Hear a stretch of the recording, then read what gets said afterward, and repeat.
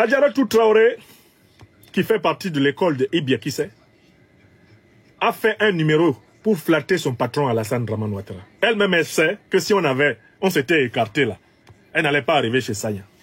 Adjaratou Traoré quitte sa place, là-bas sur l'estrade, sur le podium, et elle descend dans l'intention de frapper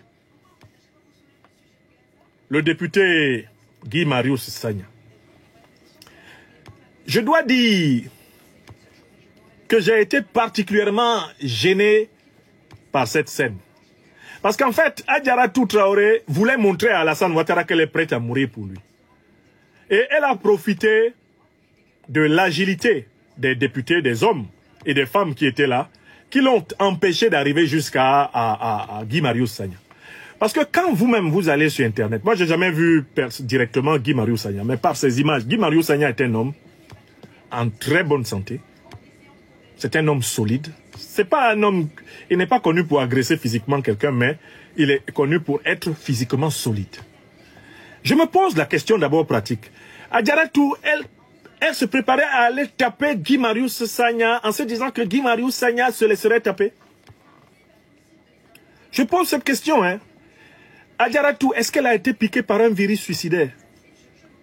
Toi-même, quand tu regardes le monsieur là, Guy Marius Sagna, avec les biscottos qu'il a, des biscottos de catcheurs, d'artérophiles,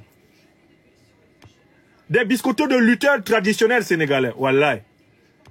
Toi-même, tu quittes pour aller le frapper. Est-ce que ça, c'est pas ça qu'on appelle suicide? Dans mon pays natal, le Cameroun, elle a la chance. Comment elle s'appelle? Adjaratou Traoré.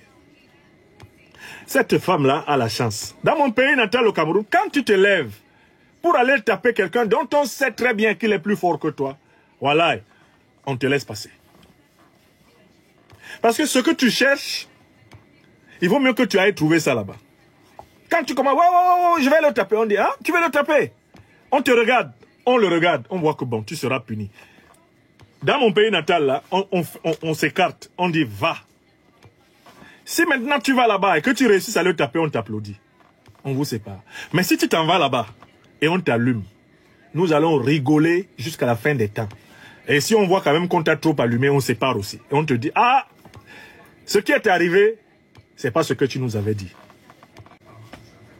Parce que Sagna, je pense que c'est un homme responsable qui n'oserait pas frapper un député ou frapper une femme.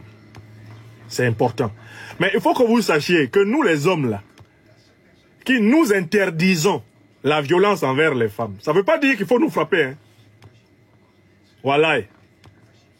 Je ne suis pas homme à porter main délibérément sur une femme. Mais que tu sois femme ou homme, il ne faut pas me frapper. Si tu m'as frappé là, il faut être sûr que tu es plus fort que moi. Parce que je vais te punir puisque mon intégrité physique est aussi sacrée. Pour qui que ce soit. Il ne faut jamais me frapper. Je ne vais pas te frapper non plus. Quand je regarde mon frère Sagna, qui était là, je me dis que, mais la petite là, non, c'est le côté vraiment marrant de cette affaire. Donc, elle partait taper sur Sagna. Toi, tu vas taper Sagna.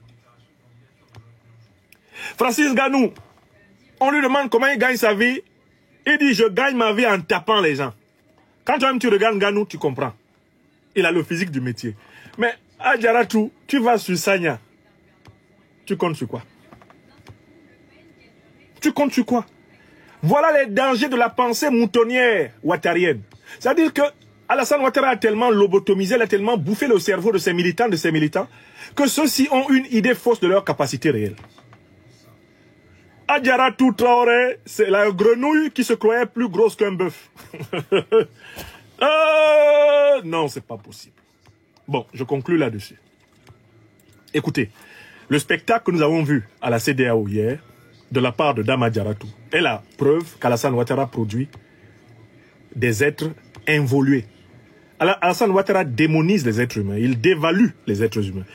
Il enseigne aux êtres humains le mépris d'eux-mêmes et le mépris d'autrui. Alassane Ouattara est un destructeur d'âme. C'est ce que nous avons vu hier.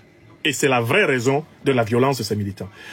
Le séjour prolongé autour de Ouattara, dans l'environnement de Ouattara, dans son parti, te débarrasse de ton cerveau, de ta capacité de penser. ta capacité de poser des questions, de réfléchir. Voilà pourquoi il représente un danger pour tous les militants du RHDP et pour toute la Côte d'Ivoire. Je conclus en disant que la scène que nous avons vue hier à la CEDEAO est aussi le signe de la fin de la CEDEAO.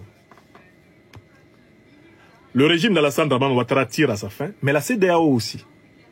C'est une organisation qui est sous le contrôle de la violence, du mensonge et de la corruption néocoloniale et impérialiste, exactement comme le régime d'Alassane Dramane Ouattara et tous ses militants sont sous l'emprise des mêmes forces.